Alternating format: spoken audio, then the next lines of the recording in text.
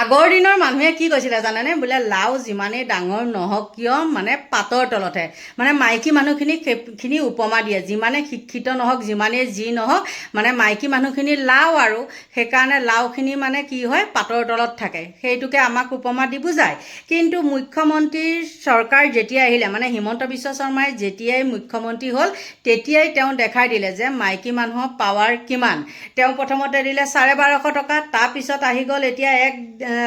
আগষ্টৰ পৰা 3000কে টকা দিব নহয়নে গতিকে এতিয়া আমি কিমান ওপৰত চাওকচোন আৰু আজি মুখ্যমন্ত্ৰীয়ে ঘোষণা কৰিলে অৰুণোদয় কিছুমান মানে নিয়ম নীতি বহুত চেনেলত বহুত কথা কৈ আছে আৰু সেইখিনিয়ে হয় সাৰ্ভে কৰিব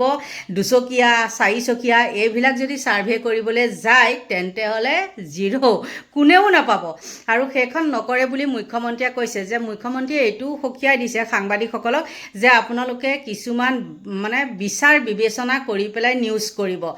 জাহা তাহা নিউজ নকৰিব আগৰ পৰা যেনেকৈ মানুহখিনিয়ে পাই আছিলে তেনেকৈ বোলে পাই থাকিব এয়া হ'ল আমাৰ মুখ্যমন্ত্ৰীৰ ঘোষণা কাৰণ জুলাই মাহত অধিৱেশন হ'ব লাগিব সেই অধিৱেশনখন 28 তাৰিখ নে 27 তাৰিখ বা 26-27ৰ ভিতৰত মানে শেষ হৈ যাব 26-27ৰ ভিতৰত শেষ হৈ গ'লে 2-3 দিনৰ ভিতৰত কাম শেষ কৰিব কিন্তু মুখ্যমন্ত্ৰীৰ এটা চেনেলত দেখিলোঁ যে 1 তাৰিখৰ পৰা আৰম্ভ কৰিব আৰু এটা চেনেলত দেখিলোঁ যে 3 তাৰিখ মানৰ পৰাহে দিয়া আৰম্ভ কৰিব গতিকে সকলো মহিলাকে কৈছোঁ আপোনালোকে হৈ হাল্লা নকৰিব দেই আৰু মানে কি হৈ হাল্লা নকৰিব আৰু মানে এনেই চিঞৰ বাখৰ মানে হেৰি কৰি পেলাই ইফাল সিফাল কৰি পেলাই মাথা গৰম কৰি নাথাকিব মুখ্যমন্ত্ৰীয়ে কথা দিছে যেতিয়া আপোনালোকে পাব কাৰণ মুখ্যমন্ত্ৰীয়ে জানে মহিলাসকলক যে হাতৰ মুঠিত ৰাখিব লাগে সেই কথাটো গম পায় মই যে ক'লোঁ লাও যিমানেই ডাঙৰ নহওক কিয় পাতৰ তলত বুলি কাৰণ মতা মানুহবিলাকে সেইটো ভাবে নহয় জানো কিন্তু আপোনাৰ হাতত যেতিয়া পইচাটো থাকিব 3000 টকাটো থাকিব তেতিয়া মতা মানুহ কিছুমানে কি কৰিবলৈ বিচাৰে সেই পইচাটো নিবলৈ বিচাৰে নহয় জানো কিন্তু আপোনালোকে দেখাই দিব যে আমি পইচাটো নিদিওঁ আমি কি সৎ কামতহে ব্যৱহাৰ কৰিম নহয় জানো সেইটো কাৰণে ক'লোঁ লাও যিমানেই ডাঙৰ নহওক কিয় পাতৰ তলত বুলি যে কয় কিন্তু মুখ্যমন্ত্ৰীয়ে এইটো আমাক মানে দেখাই দিলে যে মাইকী মানুহৰ হাততো পাৱাৰ কিছুমান থাকে আৰু সেইকাৰণে মামা মানে মহিলাসকলৰ হ'ল জনপ্ৰিয় গতিকে বন্ধু বান্ধৱীসকল এইখিনি আছিলে ক'বলৈ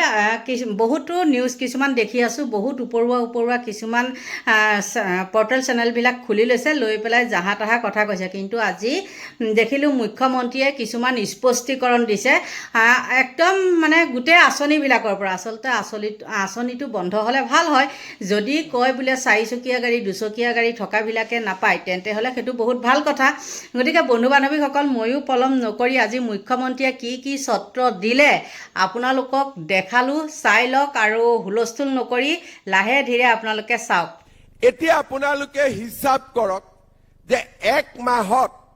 এটা পৰিয়ালে কিমান টকা চৰকাৰৰ পৰা পাব পাৰে প্ৰথম মোৰ অৰুণোদয় আছে 1250 টকা পালোঁ অৰুণোদয় থাকিলে ৰেচন কাৰ্ড থাকিবই লাগিব ৰেচন কাৰ্ডত চাউল 800 টকাৰ চাউল ঘৰত বিনামূলীয়াকৈ আহিলে 1250 আৰু 800 আমাৰ 2050 টকা হ'ল গেছৰ চিলিণ্ডাৰ কিনিলোঁ 400 টকা বেংকৰ একাউণ্টত সোমালে 2400 টকা হ'ল আৰু আমাৰ ঘৰত যদি এটা বিধৱা পেঞ্চন আছে তাতো আমি 1250 টকা পালোঁ 24 আৰু 1250 টকা তাতে হিচাপ কৰি দিয়ক প্ৰায় 3600 rupees হ'ল তাৰ লগত যদি ঘৰত এজন বৃদ্ধও আছে আৰু 250 টকা পালে তাৰ মানে প্ৰায় 4000 টকা পালে বোলে নহয় ঘৰত ছোৱালী এজনী আছে যোনে কলেজত পঢ়ি আছে 1250 টকা আকৌ চৰকাৰৰ পৰা নিযুত মইনা আঁচনি পালে 5200 টকা হ'ল আজি যদি আপোনালোকে চাই যে কংগ্ৰেছৰ দিনত লুঙি ধুতি সূতা কম্বল আঠুৱা আৰু আমাৰ দিনত এটা পৰিয়ালত যদি অৰুণোদয় পৰিয়াল হয় এই অৰুণোদয় পৰিয়ালটোৱে 5000 ৰেচন কাৰ্ড আৰু অৰুণোদয় থাকিলে এটা পৰিয়ালে 5000 5500 টকালৈকে মাহত আজি সুবিধা পাই আছে। চতুৰ্থতে আপোনালোকে জানে যে আমাৰ ৰাজ্যত বাজেটখন পাছ নোহোৱাৰ কাৰণে বিশেষকৈ প্ৰত্যেক 5 বছৰৰ মূৰত আমি ভোট অন একাউণ্টছ কৰোঁ ফেব্ৰুৱাৰী মাহত আৰু 3 মাহলৈকে খৰচ কৰাৰ আমি অনুমতি পাওঁ আৰু তাকো মূলতঃ দৰমহাৰ ক্ষেত্ৰত। তাৰ কাৰণে আমাৰ ৰাজ্যৰ বহুকেইখন উন্নয়নমূলক আঁচনি এইকেইটা দিন আমাৰ বন্ধ হৈ আছে বা যিমান বাজেটত টকা আছিলে সিমানেদি মাত্ৰ কৰি থকা হৈছে। তাৰ পৰিপ্ৰেক্ষিতত আমি 6 জুলাইত অসম বিধানসভাৰ বাজেট অধিৱেশন আমি আহ্বান কৰিছোঁ যাতে 1 আগষ্টৰ পৰা প্ৰতিটো চৰকাৰী আঁচনিৰ সুবিধা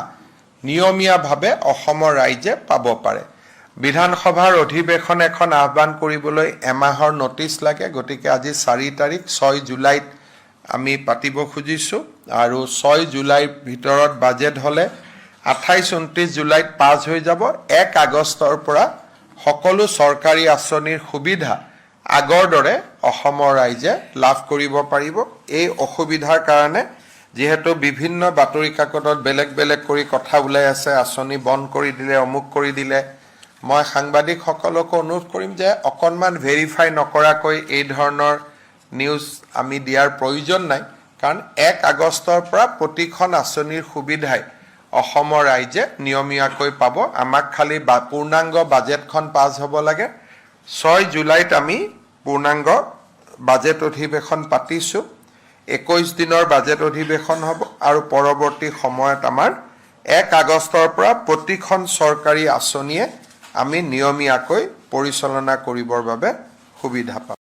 দেখিলেনে আপোনালোকে মুখ্যমন্ত্ৰীয়ে কি সুন্দৰকৈ সেই কথাখিনি বুজাই দিছে। ইমানখিনি বুজোৱাৰ পিছত যদি আপোনালোকে আকুৰগোজ হৈ পেলাই নাপাম বুলি ভাবি থাকি যদি বেমাৰ আজাৰ হয়, তেন্তে হ'লে আপোনালোকৰ সেই 3000 টকাটো আপোনালোকৰ কি হ'ব, মাৰ যাব। আপোনালোক একদম সুস্থ সবল সুন্দৰ স্বাস্থ্য লৈ পেলাই আপোনালোক থাকক মন হেৰি কৰি, আৰু 1 মাহে আছে নহয় জানো, 1 মাহৰ পিছত আপোনালোকে এনেও 3000 টকাটো পাব। আৰু মুখ্যমন্ত্ৰীক ধন্যবাদ দিছোঁ আৰু সকলো মহিলাক যে মুখ্যমন্ত্ৰীয়ে এইখিনি দিছে, গতিকে ক'লোৱে নহয়, লাও যিমানেই ডাঙৰ নহওক বোলে পাতৰ তলত বুলি যে কয়, সেইটো একেবাৰে মুখ্যমন্ত্ৰীয়ে কিন্তু উল্টাই দিছে। এতিয়া মাইকী মানুহক পাৱাৰ বহুত দি দিলে মুখ্যমন্ত্ৰীয়ে। আপোনালোকৰ পৰা লৈছোঁ বিদায়, বাই বাই।